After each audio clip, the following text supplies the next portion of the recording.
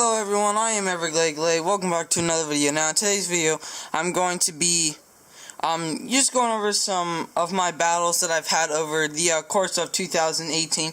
Now most of these battles are VGC, some of them are VGC 2019, some of them are single battles, and some of them are VGC 2018. So let's get into the first battle. Now this was just on the regular battle spot for the Sun Series, and I was against Anubis, and Anubis brought Lunala, Toxicoke, Hitmontop, and Kartana. Now, he did have a Xerneas, but, you know, if you look at my team, you see I have lots of things that I can counter it. I also had, my Tapu Koko knows Taunt, my Ferrothorn, obviously it's a Ferrothorn, my Incineroar knows Roar, so my opponent really wasn't tempted to bring the Xerneas.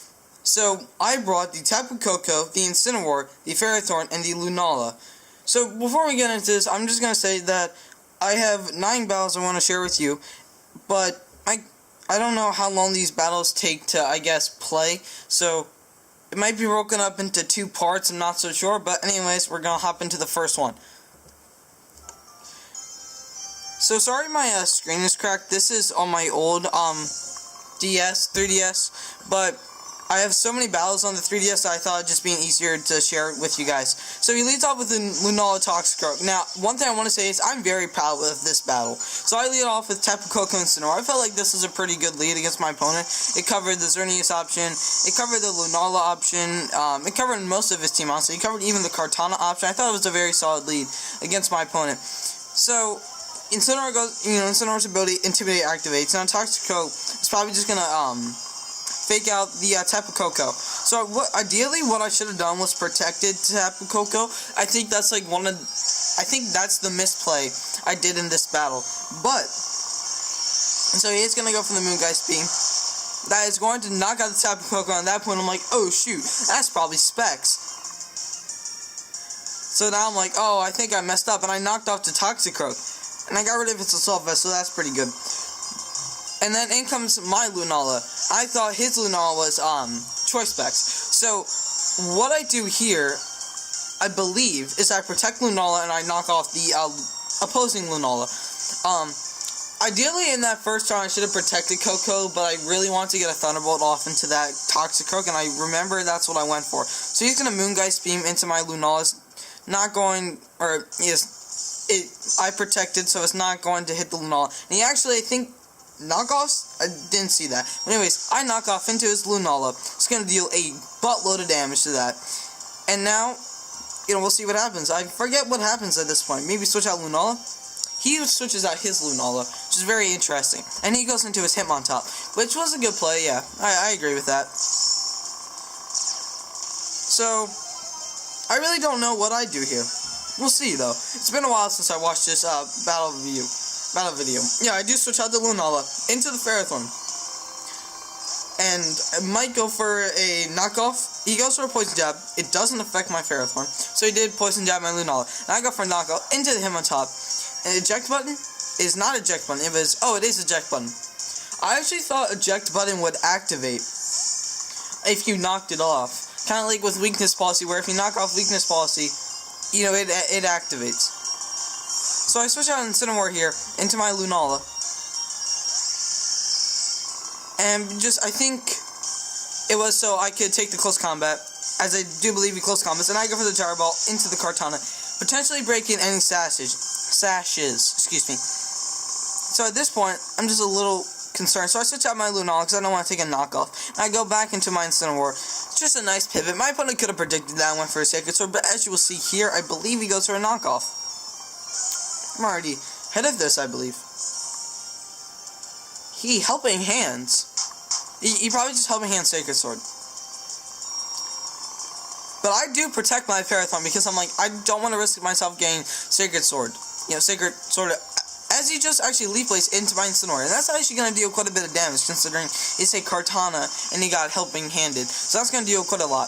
And so at this point, I'm thinking I have a decent position. Like, I can just play defensive and I can win this. There's a very good chance that I can win this if I just play defensive. So I switch out my Incineroar and back into my Lunala, because I'm thinking, well, he wouldn't knock off the Incineroar here. He'd go for a Sacred Sword. So So he protects his Kartana, actually revealing that it's not Assault Vested. It probably was Sash. So I Power Whip, and that's gonna go into the Toxicroak. That's gonna deal some pretty good damage. So I can pick up the KO on the Toxicroak the next turn. So I protect my Ferrothorn, because I don't want to take any hits, like a Drain Punch or something. So Kartana goes for a Smart Strike to break my Shadow Shield, and I think he just poisoned him. She just poisoned him into Lunala. But the fact is that he can't really touch my Lunala. Like, my new Lunala is really defensive. So I just go for a Moongeist Beam. Think onto the Kartana just to get rid of it, because if that Kartana is running knockoff, then my Lunala my Lunala certainly does not want to be in against that Kartana, because Kartana can one-shot it, I believe, at that point, with a knockoff. And he goes into his Lunala. And so I think I switch out my Lunala. He switches out Toxicroak in for Incineroar. Him on top, okay. Oh, I think I got rid of Incineroar. Anyways, I probably switch out my Lunala here for my Incineroar, as it would just make sense. Okay, I just protect Lunala. That's a safer play. What if he Focus Blast? You know, you never know. Actually, he Focus Blast into the Ferrothorn, though. But my Ferrothorn is very specially defensive, so we'll take that quite nicely. And I fire back with a Power Whip onto the Lunala. And even at -1, that Lunala is going down, because the Power Whip makes 120 move coming off Ferrothorn, which Ferrothorn doesn't have that bad of attack. And so he sends out Toxicroak now. And so he can fake out Ferrothorn, right? And he probably will. But at that point, he just forfeits. So that was a very good battle. I felt like in the beginning, I should have protected Tapu Koko, because there really wasn't much my opponent could do against. I led Lunala, I believe. So there wasn't really much my opponent could do against my Lunala. So this safer play would have been to protect Tapu Koko. I believe I led Lunala. So maybe protect Tapu Koko, Tailwind, or Moongeist Beam. That would have been the better play. But anyways, we're going to move on to the next video. And this is against, I'm going against Neo. And Neo, this was the 2018 International Challenge for November. Now, I know I didn't make a video on this. I just didn't really feel like it was necessary. But if you wanted to know how that went, I got 2,638th place. I should be around the 2,630th. You can check. Just my username's Jasmine, so check on the Pokemon Global link if you want. 73,000 people participated, but I didn't get any CP. So unfortunate. I don't think I did anyways. But anyways, so my opponent Neo, I was in, I think, like either like 16. No, I must have been like 1580s or something. And this battle is quite interesting. But I was against Neo, and Neo had, in my opinion, the most broken team in the entire format for the Sun Series. So he has Tornadus, Kyogre, Kartana, and Incineroar. Now, he brought those. He had in the bag Xerneas and Amoonguss. There's just so many things like that team. You can switch around, do different combinations. It's just a really good team. But anyways, we're just going to hop into the video. Yeah, so my opponent Neo, they're going to lead Tornadus Kyogre. And Tornadus Kyogre is a very good lead, because it allows you to just kind of decimate everything. If your opponent, has at least Groudon, your Kyogre Scarf, well, you can just Rain Dance, and no problem. You can get up Tailwinds. If your Kyogre is not Scarf or Specs, you can just Protect. Then Tailwind get up Tailwind next turn. Then your Kyogre has Speeds, but Tornadus, it gets Prankster, so that gives you priority, and so you can just go for a Rain Dance, and then if your opponent has Sun, and you can just decimate everything. I switch out my Tapu Koko for the Ferrothorn, just because I figured that'd be the safest strategy. And so what I go for here, he goes for a Water Spout. I didn't go for a Water Spout this turn. You'll see what I went for. I think you saw the Electric Train. Yeah, there's Electric Train up, and I'm gonna hit that Thunder button. Unfortunately, this actually does KO the Kyogre. I thought it lived. I got a crit. Now, I don't know if a Kyogre lives that. It depends on what kind of Kyogre it is. So I'm not so sure. He went first though, so it's probably Scarf. Anyway, Kartana comes in, and so he's gonna switch out Forest and Incineroar, which is a pretty good play. And so what I'm going to do is switch out my Kyogre. I don't know what into. I'm assuming Incineroar, as we will see. Oh no, I just let my Kyogre stay in. I don't know if I like that. It depends on what I had in the back. I forget, what kind of Pokemon I had in the back. But Kartana's gonna get its Beast Boost. And so, I go for a Gyro Ball into the Kartana. Yes, I do. Yeah, okay. So this battle, it's a funny battle. Oh, I did not bring the Kartana. Or I did not bring the Incineroar. Okay. So he's gonna go and fake out my, Tornadus, which is fine. He's gonna go and Smart Strike my Tornadus, but my Tornadus is a very bulky Tornadus. He's gonna be able to live that quite nicely. Get his Agua Berry, I believe. And I think I Tailwind here as well. So I Gyro Ball into the Kartana. I'm not dealing too much damage, but any bit of damage really helps here. So at this point, I go for a Tailwind just to match his Tailwind to be able to outspeed next turn. And then I go for, he goes for a Smart Strike that targets down my Tornadus. I actually do live that. He's gonna U-turn, and that was into my Tornadus. So that was a good play.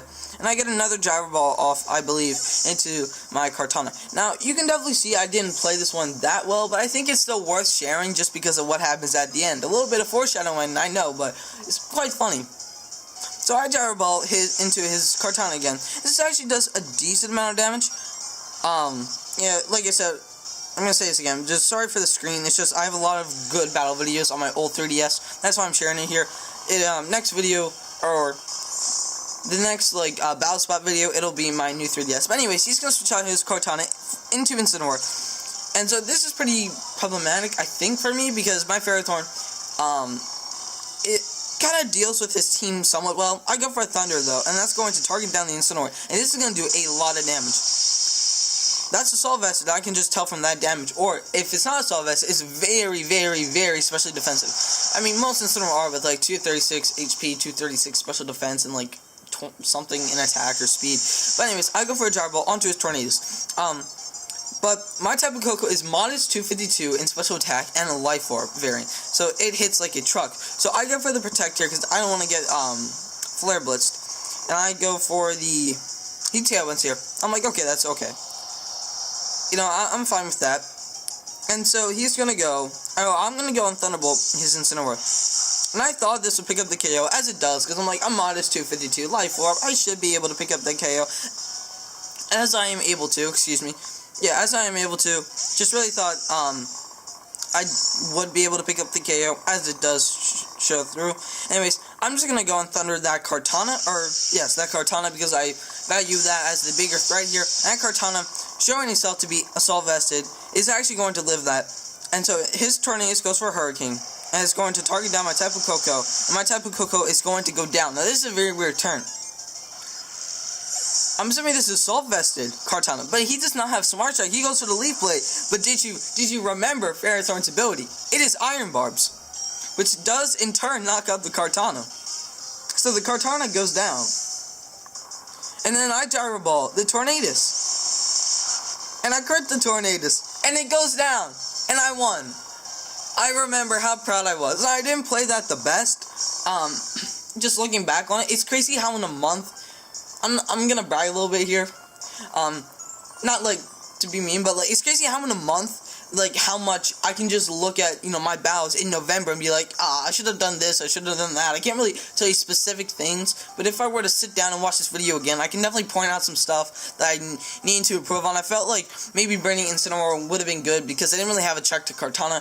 Normally, if I'm not going to bring Incineroar, my check to Kartana is Tapu Koko, but, Kartana, at least in the Sun Series, I don't know in the Moon Series, but they get to be, they have Assault Vest a lot of the time.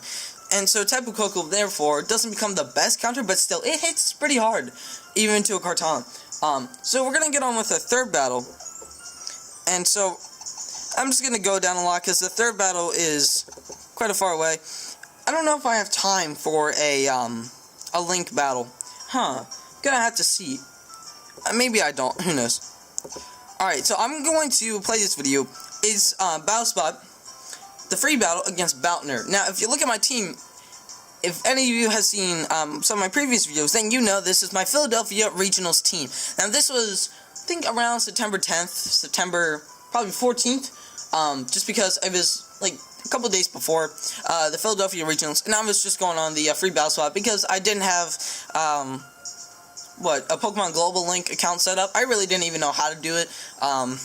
Like I said, it was my first year, so I didn't really know. But this was actually quite a fun battle against Boutnerd, just on the random ladder, free rating ladder.